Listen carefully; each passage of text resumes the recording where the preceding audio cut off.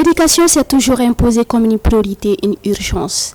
Elle est la base du développement du pays. Force est de reconnaître que le Mali traverse une grave crise. Mesdames et messieurs, très chers internautes, bonjour et bienvenue dans votre tout premier numéro Tribune des Sans-Voix. Une émission exclusivement réservée aux sans-voix victimes d'injustice sociale. Et sur AJ4 TV, on en parle, on en discute et on en trouve une solution. Notre thème du jour est la crise scolaire au Mali. Quel avenir pour les enfants? Et pour en parler, je reçois sur ce plateau Madame Mariam Keïta. Elle est la trésorière régionale Bamako Parlement des enfants. Bonjour Madame. Bonjour. Et l'autre invité du jour est Monsieur Fousseni Dambélé. Il est secrétaire administratif adjoint du CIPESCO. Bonjour Monsieur Fousseni. Bonjour. Donc ma première question s'adresse à Madame Mariam. Il faut nous parler un peu du Parlement des enfants. Qu'est-ce que c'est que le Parlement des enfants? Bonsoir avant tout, je me nomme Keïta Mariam. Le Parlement des enfants est une tribune de libre expression pour tous les enfants du Mali, sans distinction de couleur, de race. Le Parlement est une tribune dans laquelle nous œuvrons pour les enfants défavorisés, les enfants des centres d'écoute communautaires, les CCE, les enfants qui ont des maladies auditives, qui ne voient pas. On est aidé par différentes organisations humanitaires mondiales, UNICEF, Save the Children, Right to Play et du coup. Donc nous œuvrons pour ces enfants-là, les aider à s'épanouir dans une vie où ils n'ont pas trop la chance d'être heureux. Donc quel regard portez-vous sur l'éducation actuelle au Mali? Actuellement au Mali, l'éducation, pour nous, ça a un niveau où ça ne va pas. Parce que ce soit la Charte africaine des droits de l'enfant, la Convention relative aux droits de l'enfant, CEDAW et 4B, qui disent que l'éducation est l'un des droits fondamentaux de l'enfant. Priver un enfant d'éducation, c'est le priver de s'épanouissement si on prend l'école comme un facteur d'épanouissement pour l'enfant. C'est dans la famille que l'éducation commence en premier. La famille est la première école de l'enfant. Et c'est l'école qui va venir compléter ce que l'enfant apprend déjà à la maison. Et si on l'en tient à ça, pour détruire une nation, pas besoin de prendre des armes, juste fermer les écoles et puis l'avenir de ce pays-là est détruit. Ça, nous en sommes sûrs. D'accord, ma question va vers aussi Monsieur Dambélé. Parle-nous un peu de votre organisation, CIPESCO, et quel est votre rôle dans cette situation? Bon, d'abord, merci pour nous avoir invités, pour nous avoir fait une occasion de parler d'abord de nous, mais aussi de l'école. En fait, le CIPESCO, c'est un syndicat parmi d'autres syndicats qui, oui, il a une synergie. Je préfère qu'on parle de synergie parce que depuis près de 5 ans maintenant, tout ce que nous faisons comme action s'inscrit dans un cadre global, dans un cadre collectif là. Donc il vaut mieux privilégier ce cadre-là que privilégier les syndicats pris individuellement. La synergie, c'est d'ailleurs c'est le nom qu'il porte. On dit c'est le syndicat signataire du 15 octobre 2016. Donc en 2016, nous avons pensé, bien avant déjà, que en fait, si nous nous unissons, on peut être plus fort, on peut être plus conséquent, plus crédible face à un État qui, dans bien de cas, souffre d'une sécurité remarquable.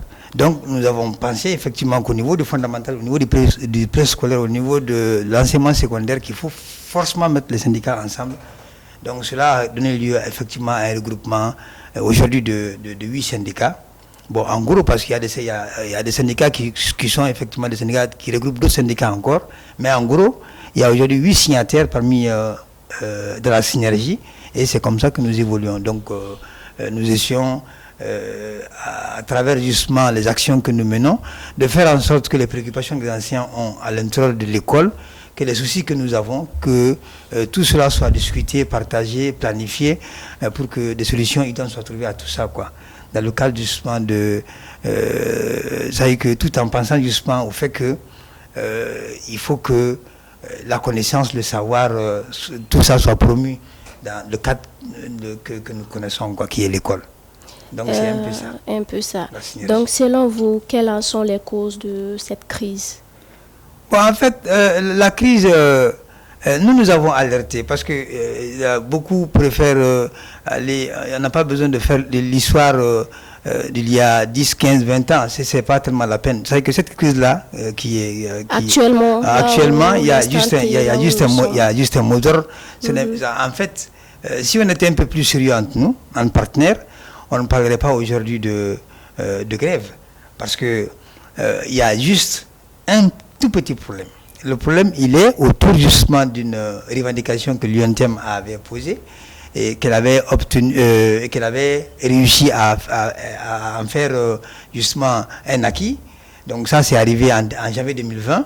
Donc du fait que l'UNTM, dans le cadre de son statut général, a pu avoir une augmentation donc de 20% de ce qu'ils ont comme grille.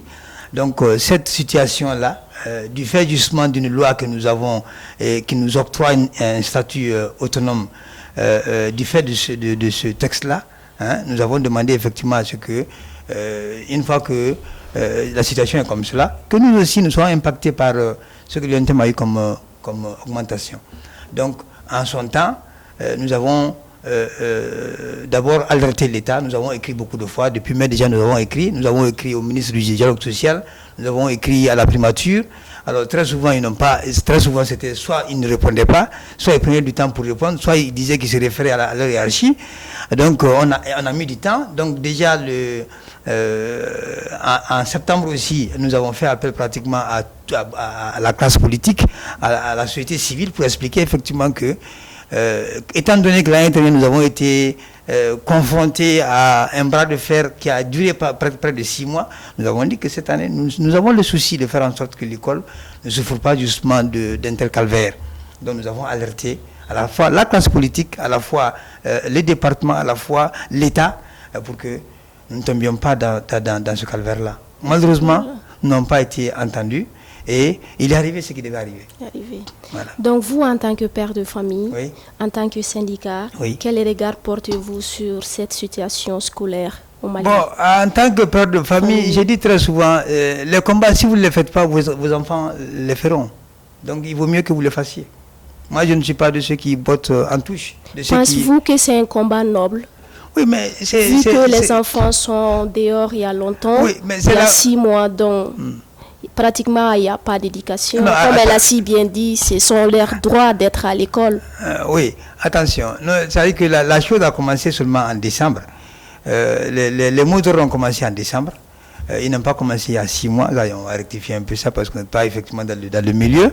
Donc en décembre, parce que déjà le 4 octobre dernier, donc, nous avions écrit à la primature. On n'avait pas été répondu. Et nous avons réécrit à la primature. Donc nous avons été invités à effectivement aller rencontrer le Premier ministre. Quand nous sommes arrivés à ce niveau, le 4 octobre précisément, il faut que le truc soit précis, nous avons dit au Premier ministre que nous avons un souci parce qu'il y a un article de notre statut qui aujourd'hui se trouve violé. Donc nous lui avons fait part de cela et effectivement, en prenant connaissance de ce qu'il y avait comme problème, il nous a certifié, il nous a assuré qu'effectivement il y a violation des textes et que l'État travaillera de façon à ce que le texte soit effectivement respecté. Ma question, c'est vrai, mais pensez-vous qu'avec l'état du pays, ce concept soit adaptable? Oui, mais attention, parce que nous ne sommes pas... Il y a tous ces aspects-là aussi qu'il faut revoir. Non, attention, parce que en fait, le pays va mal. Ce n'est même pas un argument, c'est un alibi, c'est un prétexte. Ça ne tient pas la route. En fait, on a dit le pays est en guerre. Soit, on est d'accord. Mais le pays est en guerre depuis combien d'années? Ça, nous pouvons le partager. Et au même moment où le pays est en guerre, alors l'augmentation dont nous parlons aujourd'hui, que nous réclamons aujourd'hui, ça a été payé aux autres travailleurs du Mali en août dernier. Et moi, je ne suis pas certain que vous puissiez effectivement prouver qu'en août dernier, le Mali n'était pas en guerre. Ça va. Donc, c'est quand nous avons demandé effectivement d'être mis dans nos droits qu'on a commencé à crier au scandale pour dire que le pays est en guerre. Nous avons, aujourd'hui, par la grâce de Dieu, il y a des enseignants parmi nous qui ont fait droit, qui ont fait économie, qui ont fait sociologie, qui savent effectivement de quoi ils parlent, qui sont aussi trempés dans la gestion de l'État que ceux qui ont la charge de l'État. et qui certifie aujourd'hui que l'État a bel et bien les moyens justement de soutenir ce que nous demandons. Et puis, c'est un sacrifice pour l'école. C'est vrai, mais est-ce que c'est prouvé, c'est justifié avec des papiers qu'il faut? Nous avons justifié devant l'État et nous l'avons confondu lors des dernières négociations. Nous avons dit à l'État que l'État aujourd'hui a tous les moyens qu'il faut pour faire face justement aux préoccupations que le monde enseignant pose aujourd'hui. Nous n'avons pas de revendications, nous n'avons même pas de revendications plutôt. Il faut être clair avec les termes. Nous avons justement une réclamation. Aujourd'hui, nous n'avons pas de revendication, nous avons une réclamation. Nous réclamons qu'il nous soit payé ce qui a été payé à d'autres. Dans le cadre de la loi, le respect seulement de la loi, c'est tout ce que nous demandons. Bon, maintenant, je n'entends pas trop si les gens veulent demander que la loi ne soit plus respectée. Et ça, on serait vraiment dans la jungle. On ne serait plus dans une république démocratique. C'est vrai, on est dans une république démocratique, comme le Premier ministre disait hier, mais c'est pas conformément à la loi. Ils n'ont pas assez de moyens pour votre article, l'article 39, pardon. Donc, qu'est-ce que vous pensez de ça? Alors, ce que nous pensons de cela, c'est que en fait, un État, un gouvernement n'est pas fait pour juste botter en touche. À chaque fois que les problèmes sont posés, dit bon, voilà, l'État n'a pas les moyens, l'État n'a pas. Ça a été trop servi aux Maliens. Il faut que l'État, parce que c'est aussi un contrat entre gouvernant et gouverné. Moi, je ne suis pas certain que ceux qui disent aujourd'hui que l'État n'a pas les moyens, je suis certain que ce sont les mêmes qui ont dit à un moment donné que les moyens peuvent être trouvés et que les problèmes peuvent être gérés. Donc aujourd'hui que les problèmes sont posés, qu'ils trouvent les moyens là où ils sont pour gérer, ils n'ont pas été pris pour botter en touche, ils ont été pris pour régler le problème existentiel auquel les Maliens sont confrontés. Aujourd'hui, que l'État fasse face à ces exigences en réalité, qui est justement mettre l'école en sécurité. Je repose la question encore. Oui. Vous, en tant que père, en tant que syndicat, surtout en tant que père, quel regard portez-vous sur cette crise scolaire au Mali? En fait, l'école va mal. Il est temps justement que cette hémorragie-là s'arrête. Et on ne pourra l'arrêter qu'en ayant un État sérieux. Il faut que le Mali comprenne qu'il faut un État sérieux. Parce que, je dis bien, je l'ai toujours partagé avec mes collègues, j'ai dit, aujourd'hui, il faut que nous soyons conscients de ce qui se passe au Mali aujourd'hui.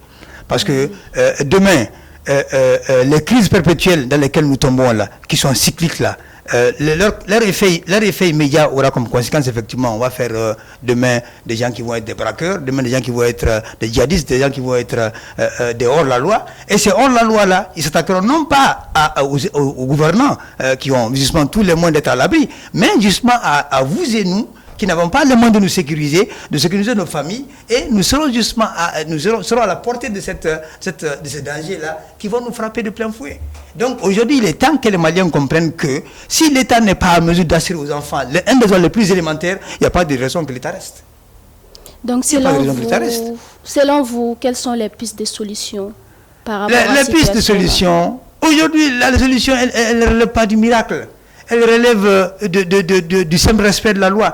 Moi, je ne suis pas certain que ce soit vraiment difficile de demander à un État. Stratégiquement, les pistes de solutions. Non, il faut que l'État respecte la loi. 3 ou 4. Non. Ça, on ne va pas vraiment tomber dans ça parce que nous ne sommes pas les gouvernants. Il nous appartient en tant que syndicat de poser les problèmes et il appartient à ceux qui ont la charge de la gestion de l'État de trouver les solutions aux problèmes. Moi, je ne suis pas de ceux qui aiment la confusion, je n'aime pas les mélanges de rôles. Donc, en réalité, nous avons posé des problèmes en tant que syndicat. Il faut que l'État arrive justement dans tout ce qu'il a comme prérogative, dans tout ce qu'il a comme pouvoir, à résoudre les problèmes auxquels nous sommes confrontés. C'est notre devoir, ce que nous avons fait, que l'État respecte seulement la loi. Si nous avons effectivement une solution pour l'État, il faut que l'État humblement, sérieusement, et puis humainement arrive justement au respect de la loi.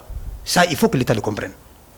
D'accord. Voilà. Je vais venir vers Mariam. Oui. Mariam, quelles sont les solutions ou les activités que vous avez mises en place pour cette crise-là? Pour cette crise-là, nous, on a interpellé le PM pour ça, Dr Boubou Cissé. On a eu à lui parler le jeudi passé, à la primature.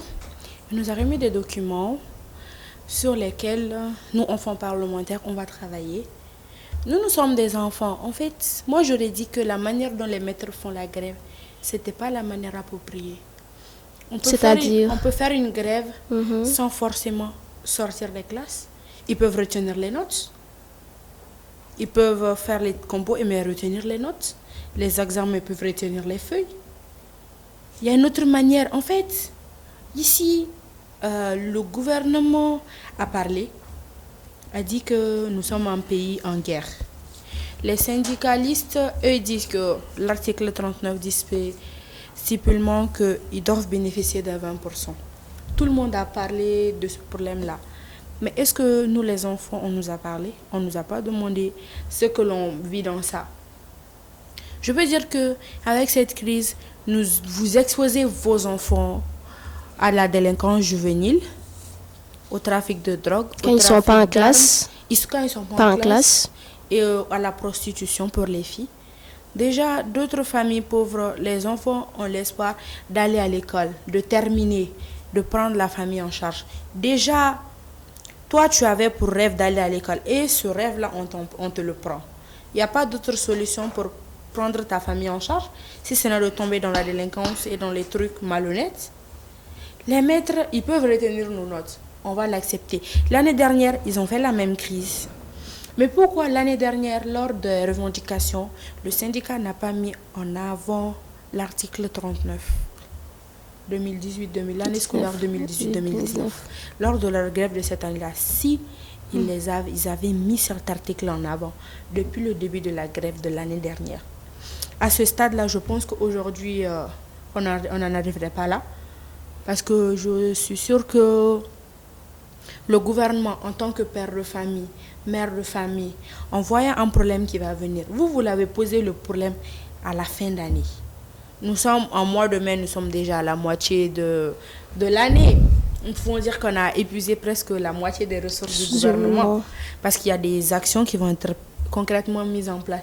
Si vous avez signalé ça depuis 2018 et que vous avez dit la même chose que de la même manière dont l'UNTM a bénéficié. L'UNTM a commencé deux ans comme ça, la lutte. Et maintenant, ils sont arrivés comme ça au 13%. Si je ne me trompe, tonton, c'est pas ça? C'est 20%. Non, ils ont bénéficié de 13% d'abord. Non, 20%. En même temps. Oui, en même temps. Et puis, il y a 9% en 2021, je crois. 9%. Donc, ça fait 29% pour l'UNTM. Si vous aviez commencé au même moment que l'UNTM, avec cet article 39, je pense qu'aujourd'hui, les enfants ne seraient pas dehors. Monsieur, qu'est-ce que vous pensez de son argument? Bon, en fait, notre fille, dans les propos de notre fille, il y a beaucoup de confusion. C'est-à-dire beaucoup de confusion. Il y a des éléments qu'elle ne maîtrise vraiment pas beaucoup. Donc, elle gagnerait énormément à rencontrer les syndicats pour être édifiée au sujet de beaucoup de points. Déjà, la porte de la maison de l'ancien est une porte ouverte, grandement ouverte. Tous ceux qui sont allés à ce niveau-là, qui ont frappé, la porte a été ouverte pour tout le monde. Et chacun, hier, il y avait Oumar Marikou, il y avait les anciens directeurs et puis inspecteurs d'école qui sont à la retraite, il y avait les prêcheurs ou bien les leaders religieux hier. Tous ces gens-là ont été rencontrés. À chacun d'eux, nous avons dit effectivement notre part de vérité. Et puis la situation réelle dans laquelle nous évoluons. Et puis chacun d'eux est parti édifié. Alors si le Parlement des enfants peut faire cet effort-là également d'aller à ce niveau-là, ils seront édifiés. Et il y a beaucoup de choses qu'elle garde aujourd'hui, qu'elle a aujourd'hui, qu'elle laisserait tomber. Donc, mais en fait, en gros, ce que nous voudrions dire aux enfants, c'est que nous n'avons pas de combat en vérité. Le combat de l'amélioration des conditions de vie est un combat constant. Et c'est un combat sérieux. Parce que ce que nous réclamons, nous sommes bénéficiaires de ce que d'autres ont fait par le passé. Et demain, on dit bien, ce que nous engageons aujourd'hui comme avantage, ce ne sont pas des choses qu'on va emporter de la tombe. Donc demain, quand nous ne serons plus de ce métier-là, parce que ces métiers-là, on va les laisser à nos enfants, à nos jeunes frères et puis à tout ce qui s'ensuit. Donc demain, ce sont eux qui vont venir profiter de tout ça. Mais si les combats ne sont pas faits, s'ils sont remis à demain, je crois bien que les mêmes combats qui ne sont pas faits aujourd'hui seront faits demain. Donc, il vaut mieux qu'à un moment donné, qu'on s'assume devant l'histoire, qu'on s'assume devant les problèmes que l'on a pour qu'ils soient effectivement réglés. Alors, mais je veux la rassurer. Alors, le monde enseignant aujourd'hui, à ce niveau-là, il n'y a pas de confusion du tout. C'est-à-dire que nous avons dit à l'État, nous avons alerté suffisamment, et nous avons alerté à la fois, nous avons donné l'information au niveau de la primature, mais au niveau de Koulouba aussi. Et je lui dis qu'en fait, Ibeka a promis le 5 octobre, il a dit, et c'est clair et précis, qu'il demande au Premier ministre d'appliquer, de veiller, même sur des choses qui ne sont pas sur des PV de conciliation. Ça signifie quoi? Ça signifie que les préoccupations du monde enseignant, là, même ceux qui ne sont pas des engagements de l'État, il faut que le Premier ministre veille justement à les mettre en pratique pour que le monde enseignant soit vraiment un monde à l'aise. Bon, nous ne sommes pas avec... moi, je ne suis pas de ceux qui pensent qu'on peut gérer un pays dans la confusion, dans des promesses fallacieuses, en amenant les gens en bateau de façon continue, dans la navigation à vue. À un moment donné, il faut arrêter, faire le bilan, c'est-à-dire que chacun tire les conséquences, que chacun s'assume et qu'on avance. Aujourd'hui, nous sommes à ce niveau-là. Ils ont tous compris, ils ont tous accepté qu'aujourd'hui, la loi... c'est notre côté, mais appliquer la loi, c'est ça leur problème. Et nous leur disons que c'est très simple. En amenant l'État à respecter la loi, nous amenons l'État à rester l'État. Ça va? Parce que si nous amenons l'État à ne pas respecter la loi, nous ouvrons la porte à la dérive. Nous ouvrons la porte à l'aventure. Et l'aventure, personne n'y gagne. C'est ça le problème aujourd'hui. Donc maintenant, quel message vous voulez passer à travers cette émission Web TV? Voilà. Nous voulons dire à la jeunesse que, comme nous avons affaire aux jeunes, il faut que les jeunes gardent espoir. Et qu'ils gardent espoir que les combats, on dit bien qu'il n'y a pas de manette sans casser des œufs. Ça, c'est une évidence. On ne va pas se leurrer. Moi, je ne suis pas un politique. Je suis un syndicaliste, je suis un enseignant, je suis un père de famille, je suis un frère d'élèves. Donc, c'est nous qui sommes effectivement au boulot. Et je dis bien à tout le monde que s'il y a des Maliens aujourd'hui dont la malianité est éprouvée de façon certaine, c'est les enseignants. Parce que partout où même l'État n'est vraiment pas à travers son administration, nous sommes. Ça va. Et toutes les fois qu'un enseignant est pris en otage, par les gens que tout le monde connaît, ils sont libérés du fait que justement, ils n'ont pas grand-chose à se reprocher. Nous sommes parmi les gens les plus purs de ce pays-là. Nous ne demandons que des droits. Nous ne demandons que des droits. D'accord, je reviens vers Mariam. Oui. Quelles sont les solutions, les propositions en tant que parlementaire que vous proposez au gouvernement, aux syndicats, à toutes ces personnes qui nous regardent? Tonton, tu as dit que nous devrions aller au niveau de la maison des enseignants. Nous prévoyons déjà de faire une table ronde, si vous n'êtes sans, sachez le savoir, avec les deux parties plaignantes, que ce soit le gouvernement et les syndicats. Nous avons prévu de les rencontrer, parce que déjà nous avons rencontré les deux parties de chacun de leur côté. Chacun accuse l'autre. Donc c'est la faute. Le gouvernement dit que oui, eux ils acceptent la loi mais ils n'ont pas les moyens.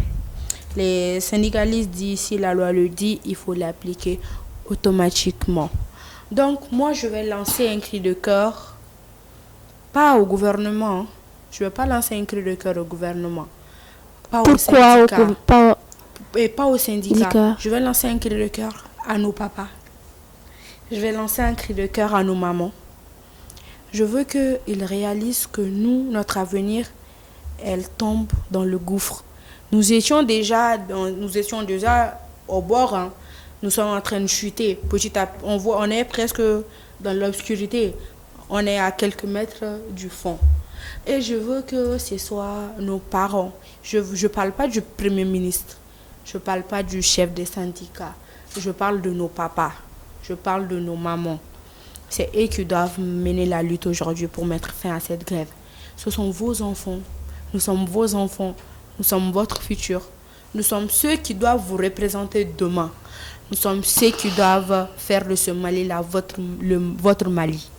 Le Mali dont vous avez rêvé. Et pour arriver à ce stade-là, je pense que l'éducation est incontournable pour arriver là. Et donc, je vous supplie de bien vouloir trouver une solution à ça. Parce que j'ai des frères et sœurs qui tombent dans des mauvaises fréquentations, dans la prostitution. Et c'est un truc très néfaste pour le pays. Dans un pays où déjà Nelson Mandela dit qu'une nation qui lit est une nation qui se développe, nous déjà, D'autres même ne savent même pas ce que c'est que lire. L'endroit où nous devons apprendre à lire pour que la nation se développe, cet endroit-là, lui, il est fermé, sous peine que le gouvernement n'a pas respecté la loi. Moi, je pense qu'avant toute cette loi, vous avez des devoirs envers vos enfants. Et ce devoir, c'est l'éducation. Vous devez nous donner ce droit-là. Vous nous l'avez dit, c'est vous qui nous avez dit que l'éducation, c'est notre droit primordial. On nous l'enseigne à l'école, partout. On dit oui. On nous enseigne à la famille aussi. À la famille. Par preuve, avant, tout le monde n'allait pas à l'école, mais maintenant, on oblige à ce que même les filles partent à l'école. Et là, je vois que les papas et les mamans ne se soucient pas trop de notre avenir. L'année passée, on a fait la même chose. Des mois et des mois de grève. Des mois et des mois de grève. Et cette année, je vois qu'on part sur la même lancée. Et avec ça, on ne va pas faire d'année blanche. On va continuer comme ça parce que si on fait une année blanche, c'est sûr que là, on va demander des comptes et au gouvernement et aux syndicats, aux maîtres. Mais les plus perdants, c'est nous. Hein. Vous allez peut-être perdre une année d'études. Vous avez votre connaissance. C'est nous qui en avons besoin. C'est nous qui perdons le plus de temps. Et donc, on va vous demander même s'il faut faire impasse sur certains de vos droits, nos parents se privent de certaines choses pour notre épanouissement. Et si le syndicat et le gouvernement prennent sur eux, si chacun se retracte un peu, parce que nous les enfants, nous sommes au milieu de vous. Hein. Le syndicat tire, le gouvernement tire. Nous les enfants, nous sommes au milieu, nous sommes oppressés. Et donc, on va vous demander de nous donner de l'espace, de respirer, de nous épanouir. C'est ce cri de cœur-là que moi, j'ai à lancer. Je répète bien, ce n'est pas au gouvernement, ce n'est pas au syndicat. J'interpelle l'instinct de maman et l'instinct de papa de tout un chacun. Ne nous voyez pas comme des élèves, mais voyez-nous comme vos enfants qui n'ont plus d'avenir sans éducation. Vous pouvez intervenir. C'est pour rassurer mademoiselle, à travers elle, tous les enfants du Mali, que nous sommes des syndicalistes, mais nous ne sommes pas extrémistes pour autant. Et face à la crise existante, nous avons fait une concession de taille. Nous avons dit aujourd'hui, si l'État est dans la logique de respecter la loi, de l'appliquer dans sa totalité, cela suppose quoi? Cela suppose effectivement allouer les 20% aux anciens du Mali à partir de janvier 2019. Ça va? Ça veut dire que janvier 2019 à maintenant, alors vous voyez bien que c'est un bon rappel qui va effectivement tomber. Donc nous avons dit, le problème aujourd'hui c'est qu'il y a c'est des trucs qu'on ne dit pas très souvent, mais à ceux qui sont allés, qui nous ont démarché, qui ont essayé de rapprocher les positions, nous leur avons dit que nous, en tant qu'enseignants aujourd'hui, nous sommes dans la logique de faire quoi? Puisqu'il y a tension, puisqu'il y a beaucoup de prétextes qui ne sont nullement vérifiables, nous avons dit, nous pouvons faire une concession qui est énormément importante, c'est quoi? Il faut que l'État d'abord veille à appliquer la loi. Si la loi est appliquée, donc les 20% seront appliqués à partir de 2019 et les syndicats verront, parce que le problème c'est au niveau des rappels. Parce que l'État voit que ce qui a été rappelé à d'autres là, ça ce n'est plus le problème pour l'État. Mais c'est ce qui doit être rappelé aux enseignants, comme il a été rappelé aux autres, qui pose problème au niveau de l'État. Et nous avons dit en tant qu'enseignants, en tant que patriotes, que si aujourd'hui l'État peut appliquer la loi dans sa rigueur, dans sa totalité, les 20% à partir de 2019 là, que le monde enseignant peut effectivement revoir sa copie et voir objectivement, concrètement, de façon humaine, qu'est-ce que nous pouvons concéder. Alors, mais il faut d'abord que l'État applique la loi. C'est tout le problème. Donc, mademoiselle, comme elle lance un cri de cœur là, il faut que, en tant que parlement des enfants, que vous allez voir l'État, que vous lui demandiez justement, parce que tu es parlementaire là. Oui, je suis parlementaire. Parlementaire signifie ceux qui font les lois, ceux qui votent les lois. Donc, allez dire, parce que certainement que tu seras plus tard parlementaire de ce pays-là aussi, si aujourd'hui tu ne peux pas amener un État à appliquer les lois que tu es supposé voter demain, ça c'est inquiétant. Ça c'est vraiment inquiétant. Donc d'ores et déjà, il faut que l'État se mette dans la logique, dans la dynamique de respecter d'abord la loi et après les concessions, nous les verrons. Voilà, on a parlé de ça avec le ministre Cham, tonton Cham, l'autre fois au CICB. Eux, il y a des tantis qui nous ont fait la proposition, c'est quoi? Si l'État applique maintenant la loi 39, on va faire l'article 39, on va faire la rélecture de l'article. Et la rélecture, là, ils devront la faire pour tous les travailleurs. On ne peut pas la faire pour les maîtres seulement. On va leur proposer cette solution. Si on fait la rélecture, s'ils savent qu'ils ne peuvent pas accorder les 20% à tout le monde, donc s'ils savent qu'ils peuvent donner à d'autres, mais ils ne peuvent pas donner à d'autres, mieux vaut ne pas l'accorder. Parce que nous sommes dans un pays de l'égalité. Hein. À certains, à d'autres. Un pays pauvre aussi. Un pays pauvre aussi. Le Mali n'a jamais été pauvre. Bon, tonton, moi je suis enfant. Jamais. Tonton, je le sais, je suis enfant, je ne peux pas parler de ce sujet-là. Le Mali n'a jamais été pauvre. Voilà. On ne va pas rentrer dans ce débat-là. C'est complexe. C'est plus complexe. Il y a des réalités dont tout le monde n'est pas au courant. On va laisser ce truc-là de côté. Et je dirais que si on ne peut pas l'appliquer à tout le monde, on ne va pas le donner à un pour laisser l'autre. Parce que c'est comme si vous avez des enfants. Par exemple, vous avez 5 enfants, mais genre vous venez avec 4 bonbons. Vous donnez à 4 enfants et l'autre enfant, lui, est marginalisé. Et lui, normalement, il doit se battre. Il doit se battre pour son droit. Tant que vous avez donné aux autres, vous devez lui le donner. C'est son droit plein. Donc, c'est là, lui, maintenant, il va dire, ah, ok, si j'amène...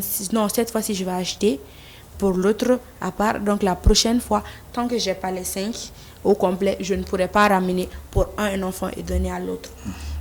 Dans cette concession-là aussi, vous aussi, dans un état, on est pauvre, hein, on est en guerre. Et moi, je dirais que même si on ne peut pas vous donner vos 20%, on ne peut pas faire le rappel pour tous les enseignants du Mali, le 20% maintenant. Et si on fait votre rappel maintenant et qu'on vous paye vos salaires aussi, ça va peser sur le budget. Et nous devons penser, il y a des milliers d'enfants qui meurent là-bas. Il y a des milliers de jeunes, de soldats qui meurent. Nous devons penser à leur protection en premier aussi. Et donc, moi, je dirais que même s'ils ne peuvent pas faire le rappel des 20% de l'année entière, si vous pouviez accepter, si vous pouvez vous donner 3 mois ou 2 mois en premier, après le reste va venir. Ça, c'est une solution que vous aussi, vous pouvez proposer. Mariam, nous arrivons à la terme de cette émission. Un mot à l'endroit des gens qui nous regardent, qui nous suivent. Moi, je dirais que ce problème-là, c'est le problème de toute la population malienne. Parce que depuis que le problème a commencé, je n'ai pas vu des parents d'élèves qui sont sortis, qui se sont manifestés. Il y a eu des enfants qui sont sortis même jusqu'à marcher. Je voudrais que les parents d'élèves s'impliquent. Les parents d'élèves s'impliquent dans cette grève-là. Parce que c'est aussi de leur faute un peu si ça en arrive là. Et aux enseignants d'un peu être indulgents avec le gouvernement. Et au gouvernement, eux aussi, d'essayer de trouver une alternative entre eux et les syndicats pour notre avenir à nous les enfants. Donc nous vous prions à tous et à toutes de bien réfléchir à ce qui va se passer vers la suite. Parce que c'est notre avenir qui en dépend. Monsieur Dambélé, comme mot de la fin, nous, en tout cas, côté enseignant, je crois que nous avons fait ce que nous devions faire. Déjà, vous savez, nous sommes de ceux qui n'aiment pas se battre. Cette grève-là nous a été imposée. Si nous aimions nous battre, on serait allé, non pas aux avertissements, on aurait commencé non pas par les avertissements, mais par un préavis. Non, pas commencer par le préavis. Il faut que le Mali le comprenne. Il faut que les Maliens sachent que nous sommes de ceux qui ont averti. Nous avons averti à la fois les religieux de ce pays-là. Nous avons averti à la fois tous ceux qui sont souhaités civils dans ce pays-là. Nous avons averti aussi tous les politiques de ce pays-là. Nous avons averti l'État de ce pays-là pour dire quoi? Pour dire que, attention, il y a une loi qui est violée et nous ne voulons pas que la loi soit violée. Parce que si nous violons les lois, les remparts n'existent plus. Il faut que nous quittions même la question de l'école, que nous allions à la question de l'existence du Mali. Parce que plus on viole les lois, plus les remparts cèdent. Et si les remparts cèdent, ça veut dire que c'est la gangrène pour tout le monde. Donc c'est pourquoi nous disons que puisque nous avons averti, que l'État n'a pas entendu. Mot de fin, monsieur, s'il vous plaît. Donc il faut justement que le Mali dans son ensemble arrête l'hémorragie. Il faut que le Mali arrête l'hémorragie. Voilà. D'accord, mesdames et messieurs, très chers internautes, je vous rappelle que vous êtes sur AJK TV, votre émission Tribune des Sans-Voix. Notre thème du jour était crise scolaire au Mali, quel avenir pour les enfants? Un sujet qui nous interpelle à nous engager davantage. Comme on le dit, il n'y a pas de cause plus noble, plus juste qu'aider les enfants de ces pays. Je vous remercie. On vous remercie aussi. Merci infiniment.